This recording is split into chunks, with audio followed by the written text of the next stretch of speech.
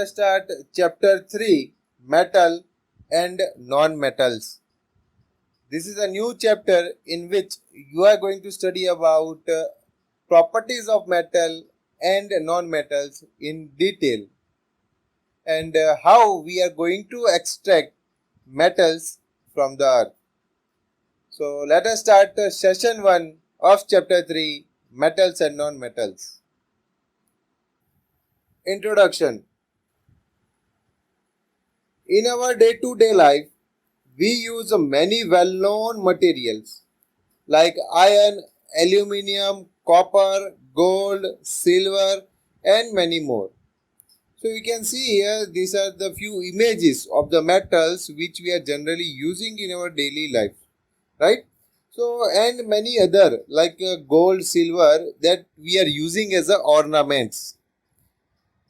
So that it is a very important if you are going to study about a metal, and keep in mind that these are the things which you are daily using it.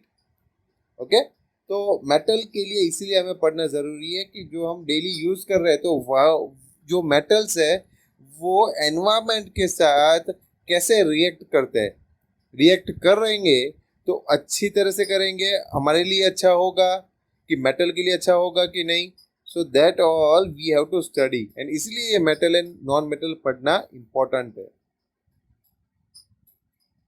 We are also familiar with the elements like oxygen, carbon, sulphur as well. तो ये elements के बारे में भी हमें पता है, जैसे कि oxygen that is also important, भले वो नॉन मेटल है बट वो इम्पोर्टेंट है. कार्बन है that is also important for actually you can say plants. Carbon dioxide when it produce sulfur, these all are very important minerals also for plants, you can say elements for plants. These are all obtained from some naturally occurring substances encompassing one or more elements or their compounds. तो ऐसे जो elements है वो हमें naturally मिलते हैं, और naturally मिलेंगे तो वो हमें डायरेक्टली प्योर फॉर्म में नहीं मिलते. उसका जो फॉर्म है वो टोटली अलग होता है. You can see like a rock, rock की तरह वो होंगे. They are termed as a minerals. Minerals from which elements can be profitably extracted are termed as ores. तो जो मिनरल्स है वो हमें अर्थ के अंदर से मिलते हैं, ओर्स है वो हमें अर्थ के अंदर से मिलते हैं, और ये मिनरल एंड ओर्स में से हमें एलिमेंट्स मिलेंगे जो हमें प्योरीफाई प्रोसेस, पूरा एक्सट्रैक्शन प्रोसेस होता है वो फॉलो करना है, जो हम ये चैप्टर के एंड में पढ़ने वाले हैं. तो ये पूरा प्रोसेस फॉलो करेंगे एंड उसके बाद हमें प्योर मेटल मिलता है.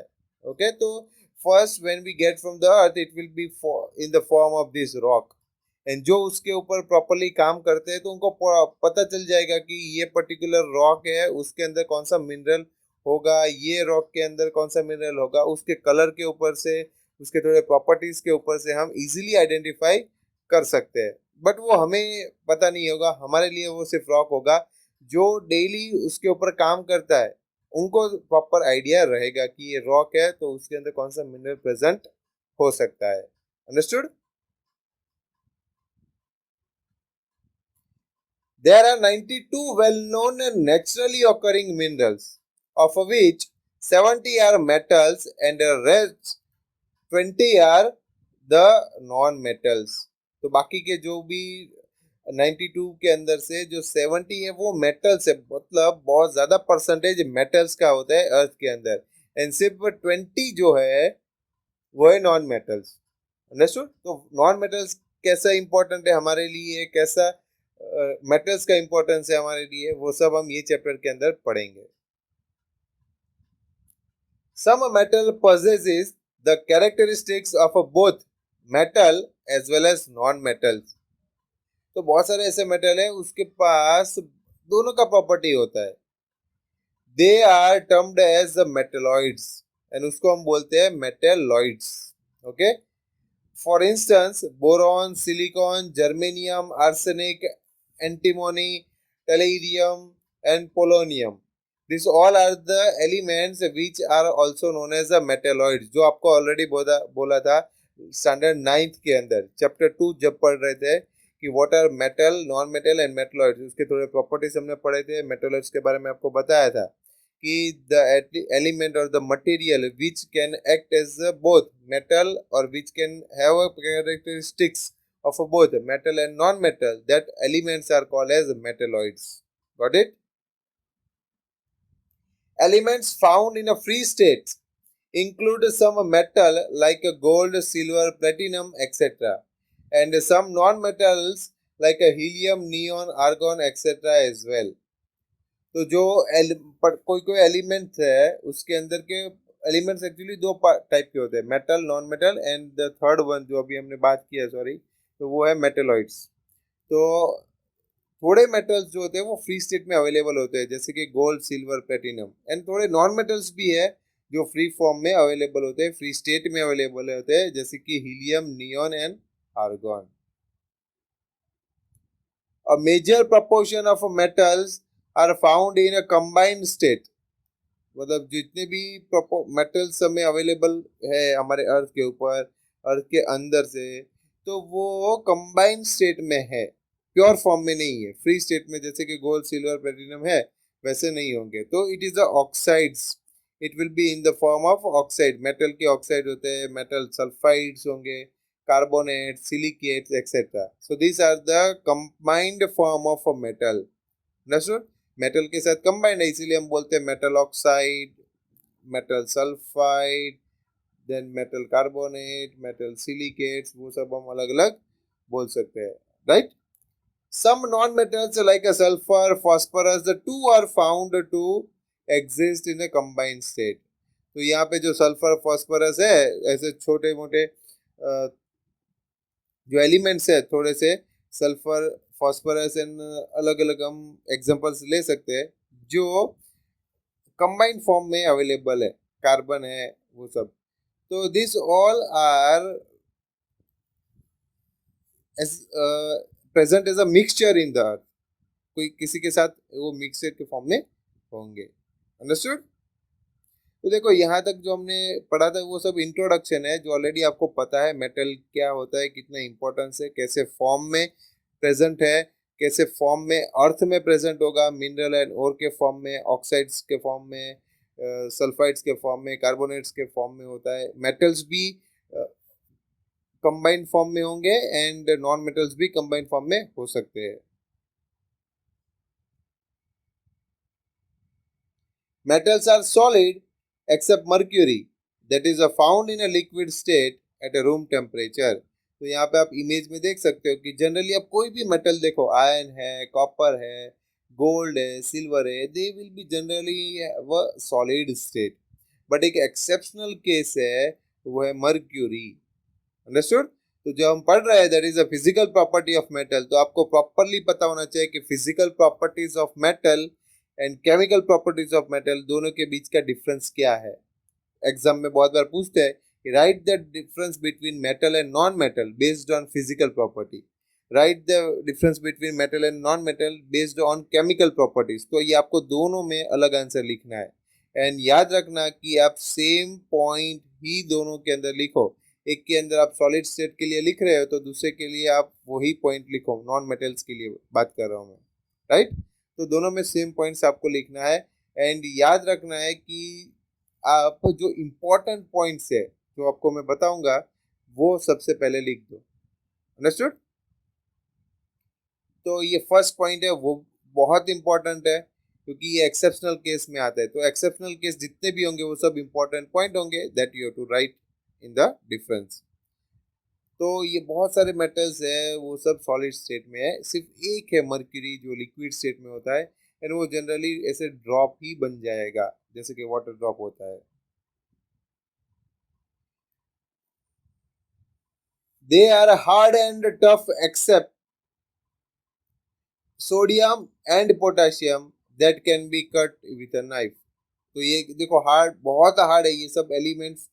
जो यहाँ पे आपको मटेरियल दिख रहा है वो सब मेटल से बना हुआ है। तो यहाँ पे साइड में आप देख रहे हो दैट इज अ सोडियम।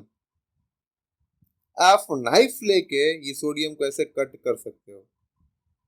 तो सोडियम जैसे, पोटेशियम जैसे ऐसे एक्सेप्शनल मेटल्स है जो हम नाइफ से कट कर सकते हैं, वो सॉफ्ट होते हैं, बट जनरली सब बाकी के सब मेटल्स है बहुत हार्ड होते हैं। दे आर लस्चरस। लस्चरस का मतलब शाइनी, चमक वाला। That is they shine in a light because the metal possesses a free electrons that vibrates on getting in contact with light. तो जब भी लाइट गिरता है तो फ्री इलेक्ट्रॉन जो होते हैं वो मूव करना स्टार्ट करते हैं एंड एक टाइप का लाइट सामने से एमिट करते हैं। Understood? The key made up of a metal shines in a light that implies the metal is a lustrous। तो ये कीज होते हैं हमारे बाइक के, कार के, फिर लॉक के, हमारे घर पे हम जो लॉक रखते हैं, डोर लॉक, तो उसके वो सब के जो की बने होते हैं वो मेटल के बने होते हैं ना, उसको आप जब देखोगे तो दे विल बी शाइनिंग, लश्चर उसके अंदर से आ रहा है, मतलब शाइन आ रहा है, राइट। तो ये तीसरा प्रॉपर्टी हो गया। फर्स्ट है सॉलिड होंगे जनरली, एक्सेप्शनल केस है मर्क्यूरी। हार्ड होंगे, एक्सेप्शनल केस है sodium and potassium. Then lustrous, they will be lustrous, they will be मतलब shining. Understood? Now they have a high melting point except cesium and gallium have a very low melting point। बाकी के सब almost सब metals का melting point बहुत high होता है, यानी ये सेजियम एंड गैलियम का ही लो मेल्टिंग पॉइंट है, ये एक्सेप्शनल है। ये आप नहीं लिखो पॉइंट तो भी चलेगा। इंपॉर्टेंट पॉइंट जो आपको मैं बोल रहा हूँ अभी, ये सब होने के बाद बताऊंगा एक बार फिर से। They are good conductor of heat and electricity. You can see here कि यहाँ पे आपने स्पून पकड़ा हुआ है, एक कैंडल के ऊपर आपने कैंडल लाइट किया हुआ है, कैंडल के ऊपर स्पून रखा है, थोड़ी देर के बाद आप तुरंत ही छोड़ दोगे। क्यों? क्योंकि जो हीट यहाँ पे हो रही है वो हीट धीरे धीरे धीरे इलेक्ट्रॉन्स फ्री होते हैं तो यहाँ पर ट्रांसफर हो रही है, एंड फिर वो आपके हाथ को भी हीट करेगा, and therefore you will leave the spoon as soon as you start getting heat. And the second one is the best conductor of, you can say, good conductor of electricity or best conductor of electricity. The best conductor of electricity are silver and copper, whereas lead and mercury are comparatively poor conductors। तो यहाँ पे बात कर रहे हैं हम कि ये जो वायर्स है, ये क्यों दिख रहा है इमेज, वायर्स है, that wires are made up of copper और एल्यूमिनियम। उसके अंदर जो आपको वायर्स मिलेंगे वो कॉपर या एल्यूमिनियम के बने होते हैं, दैट आर मेटल्स। तो कॉपर एंड एल्यूमिनियम के इसलिए बने होते हैं क्योंकि they are the best conductor of electricity. Okay, so आपको ये एक और इम्पोर्टेंट प्रॉपर्टी पता चला जो कि बेस्ट कंडक्टर और you can say good conductor of heat and electricity. तो आपको ये सब प्रॉपर्टीज पता होने चाहिए जो बहुत इंपॉर्टेंट है। Metal is used at the tip of a plug that is inserted into the socket. मान लो कि जो आप जितने भी सॉकेट्स है, मतलब आपका मोबाइल का चार्जर, तो उसके आगे के 2 या 3 पॉइंट्स होते हैं, वो तीनों पॉइंट्स मेटल के बने होते हैं।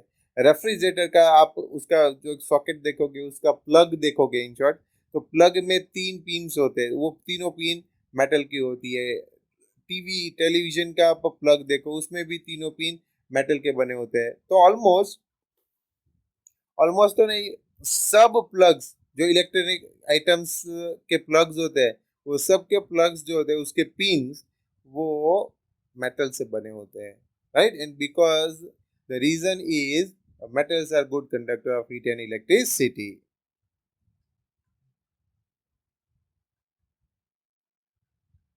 They have a high density except alkali metals like lithium, sodium and potassium।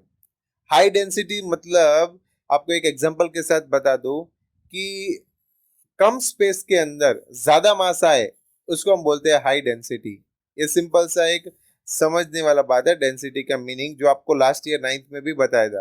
कि एक एग्जांपल ले लेते हैं कि 1 kg cotton low and 1 kg एक आयन का जो हम पेन बोलते हैं, वो एक वेटिंग पेन, जो आप सब्जी मार्केट में कभी जा जा रहे होंगे तो वहाँ पे 1 kg का, 2 kg का, 500 ग्राम का ऐसा स्मॉल सा पेन यूज करते हैं, राइट, वेइंग पेन। तो वो पेन, तो 1 kg कॉटन लो तो मतलब बहुत सारा होगा, वो उसका साइज जो होगा मतलब 1 kg है तो वो इतने सारी जगह में वो आएगा। एंड जो आप 1 kg का जो वेइंग पेन बोलते हैं वो इतने में आ जाएगा। तो ये एरिया ज्यादा कवर कर रहा है, बट दोनों का वेट कितना है 1 kg वो हमें पता है, both are having 1 kg weight. Got it? So this is the very important thing, density. तो डेंसिटी मेटल्स का जनरली हाई होता है, बट उसमें कोई एक्सेप्शनल केस है, लिथियम सोडियम पोटेशियम जो अल्कली मेटल्स है उसका लो डेंसिटी है। They are malleable. Now this word malleable is a very old word, you can say, for you all, because you might be studying about malleable or malleability from standard 6 or 7। malleable का मतलब होता है कि उस एक property है कोई भी मटेरियल की, तो उसको हम हैमर से मारेंगे तो वो कोई भी शेप हो, धीरे धीरे धीरे करके हम उसको शीट, एकदम पतला सा पेपर जैसा या फिर बाद में एकदम पतली सी पट्टी जैसा हम एक शेप दे सकते हैं, उसको बोलते हैं मेलेबिलिटी का प्रॉपर्टी। तो metals are malleable, they can be beaten into thin sheets. For instance, the aluminium foil we use to pack a food is manufactured by beating the aluminum metal into thin sheets. This is characteristic property of metal। तो ये malleability जो है वो metal के characteristic property है। हर एक metal के पास नहीं होगा, बट बहुत सारे मेटल्स के पास ऑलमोस्ट है कि हम बोलते हैं कि गोल्ड शेप ऐसा है, उसको हमने हैमर किया, हैमर कर करके उसको ऐसे तीन पतले से कॉइन्स के अंदर भी कर सकते हैं, गोल्ड कॉइन्स। फिर बात करें कि ये एल्यूमिनियम फॉइल्स जो हम घर पर रोटी पैक करने के लिए, फूड आइटम्स पैक करने के लिए यूज करते हैं, दैट इज एल्यूमिनियम फॉइल। कितना पतला होता है, तो वो हम मेलेबिलिटी की प्रॉपर्टी है, इसीलिए हम उसको हैमर से या कोई मशीनरी से उसको प्रेस करके शीट्स में कन्वर्ट कर सकते हैं। Aluminium is beaten into thin sheets to make a aluminium foil used to pack food। Understood? तो ये तीन शीट से यूज कर सकते हैं फूड पैकिंग करने के लिए। They are ductile. डक्टाइल या डक्टिलिटी का मतलब है कि the property of a material to convert into wire, हम उसको वायर के फॉर्म में कन्वर्ट कर सकते हैं। दे can be drawn into wires. For instance, we call we all are familiar with the copper and aluminum wires। It is due to their characteristic property of a ductility that these metals can be drawn into wires। मतलब ये सब metals के लिए ऐसी property possible नहीं है, but जो भी ऐसा मेटल है या हम बोल सकते हैं कि मटेरियल है जिसके पास ये डक्टिलिटी का प्रॉपर्टी है, तो we can call it as a metal. Understood? We can see here copper wires, ये वायर्स है, ये बहुत सारे वायर अलग अलग जगह पे कॉइल्स यूज करते हैं, कॉइल के अंदर भी मेटल्स के ही वायर होते हैं, जनरली कॉपर के होते हैं, because we know copper is the best conductor of electricity. Copper or aluminum wires are drawn into copper or aluminum are drawn into wires। मतलब कॉपर एंड एल्यूमिनियम जो होते हैं जनरली हम उसको ही वायर में कन्वर्ट करते हैं, because they are the best conductor of heat and electricity. The physical properties of a metal, and this one is the last one, actually this slide is the last one for the property। बहुत सारे properties है, इसीलिए आपको difference में पूछते हैं बहुत बार, तो 6 पॉइंट्स दोनों के लिखने हैं 3 मार्क्स के लिए। तो दे आर सोनरस। सोनरस मतलब जब भी आप उसको कोई भी मटेरियल से स्ट्राइक करोगे तो वो रिंगिंग साउंड प्रोड्यूस करेगा, जैसे कि यहाँ पे they produce a ringing sound when struck against a hard object. मान लो कि ये बैल है, ये बैल के सामने ये छोटा सा एक मेटल का बैल है, वो दोनों एक दूसरे को स्ट्राइक करेंगे तो बेल रिंग होगा।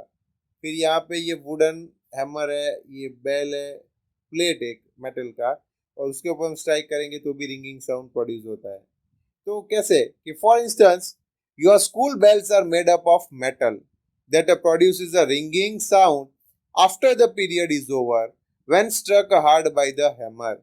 मतलब पहले के जमाने में ऐसा बेल यूज करते थे कि ऐसे बड़ा से एक प्लेट जैसा मेटल, थिक मेटल वाला प्लेट हो रखते थे, एंड हैमर से उसको स्ट्राइक करते थे।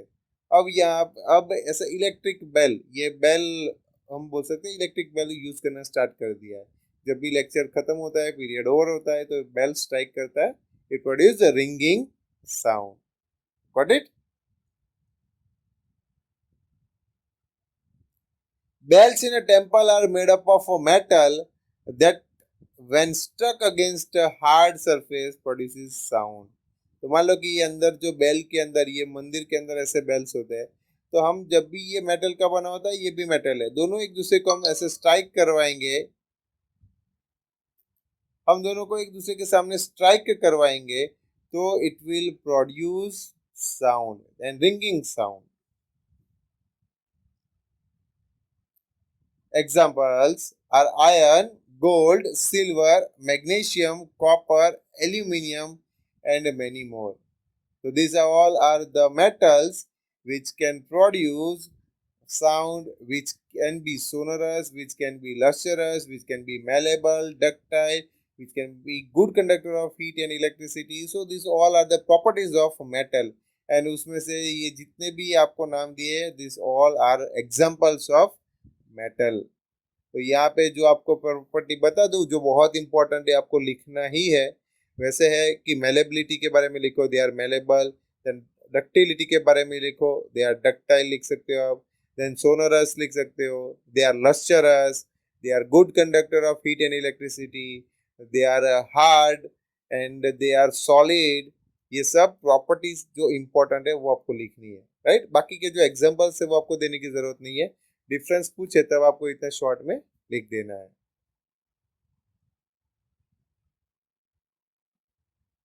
Now physical properties of non metals.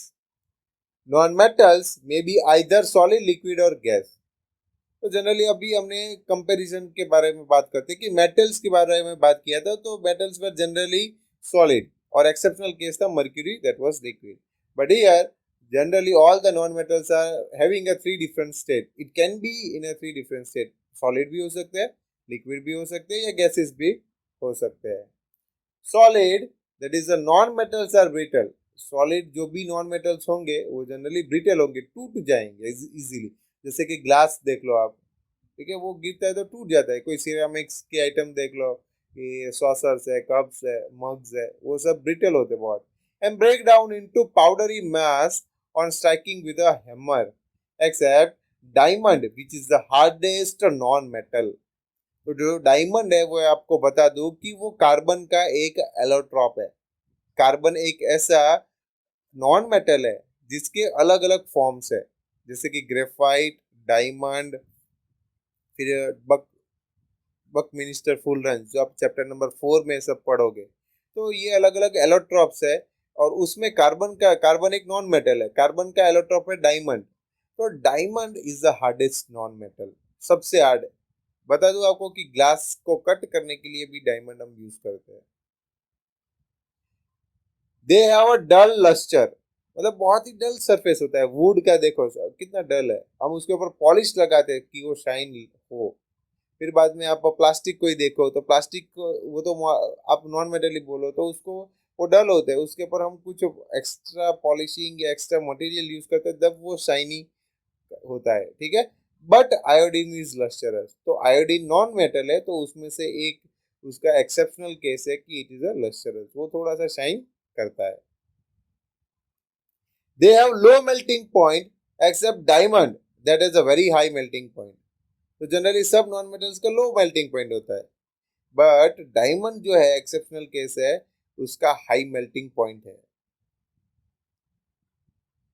They are poor conductor of heat and electricity. Generally wood देखो, प्लास्टिक देखो, ऑक्सीजन, कार्बन, ये सब poor conductor of heat and electricity है। But graphite which is again a non metal, and वो carbon का एक हम बोल सकते हैं कि कार्बन का एलोट्रॉप है, तो that is a good conductor of heat and electricity. Electricity इसके अंदर से पास होता है, भले वो नॉन मेटल हो। तो ये एक्सेप्शनल केसेस आपको पता होने चाहिए खास करके। दे आर नॉट मेलेबल, हम उसको शीट में कन्वर्ट नहीं कर सकते हैं। दे आर नॉट डक्टाइल, यहाँ पे हम जनरली वुड के बारे में ज्यादा बात करेंगे, तो बेस्ट नॉन मेटल है जो आपको हर एक को पता है, इसलिए मैं वुड का एग्जांपल दे रहा हूँ कि वुड को हम स्ट्राइक कर करके उसको शीट में कन्वर्ट कर सकते हैं, नहीं, उसको हैमर से मारेंगे तो वो टूट जाएगा पीसीस में। डक्टाइल कर सकते हैं, उसके अंदर से वायर बना सकते हैं, not possible. So these are the properties, physical properties of non metal, they are not sonorous. उसमें रिंगिंग साउंड नहीं आता है, साउंड आएगा no doubt, but ringing sound नहीं आएगा जैसे कि मेटल्स के अंदर आता है वैसे। And examples are carbon, sulphur, oxygen, phosphorus and many more. So these are the few examples of non-metal which you can also write in the form of a difference. दोनों के example लिख दो, metal के, non-metal के, then also it is a 1 point for a difference. Physical properties. Elements can be more clearly classified as the metals and non-metals on the basis of their chemical properties. तो ये physical properties के लिए बहुत confusion हो जाएगा कि अभी ये ग्रेफाइट की बात कर लो कि इलेक्ट्रिसिटी पास कर रहा है वो, तो हमें क्या लगेगा सर ये शायद हो सकता है मेटल। सामने देखो आप सोडियम के बारे में कि वो सॉफ्ट है, उसको हम नाइफ से कट कर सकते हैं, तो सर ये तो सॉफ्ट है, मेटल तो हार्ड होते हैं, तो इट विल बी हैविंग मतलब you will always have a confusion when you talk about a physical property.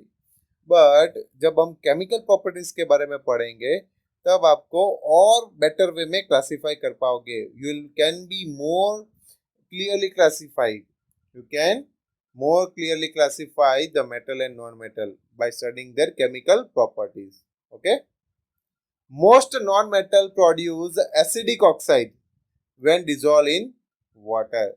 तो जनरली जितने भी नॉन मेटल्स होते हैं, ये चैप्टर नंबर हमने 2 में पढ़ा हुआ है, 1 में देखा हुआ है, राइट। तो most non metal produce acidic oxide, ये आपको पता होना चाहिए जब भी डिसॉल्व करेंगे वाटर में तब। On the other hand most metal give rise to basic oxide, and उसका ऑपोजिट कि मेटल जब भी वाटर के अंदर वाटर के साथ रिएक्ट करेंगे, मिक्स करेंगे, तो दे फॉर्म्स बेसिक ऑक्साइड। एंड ये एसिडिक एंड बेसिक ऑक्साइड हम इजीली लिटमस पेपर या लिटमस सॉल्यूशन से चेक कर सकते हैं। Got it? You will be learning more about this metal oxides in the next section. That is, in the next session, we will study about the chemical properties of metals and non-metals with the different elements. So this was all about the first session. In this session, this was a very basic session. In standard 8 also we have studied about metal and non-metal. Standard 9 also we have studied about metal and non-metals. Got it? So this was a very basic. इसमें से एक जो बहुत important सा question है वो है difference between metal and non metal based on physical properties, जो आपको प्रॉपरली लर्न करके रखना है ready. And in next session will study about chemical properties of metal non metal. Thank you and have a great day.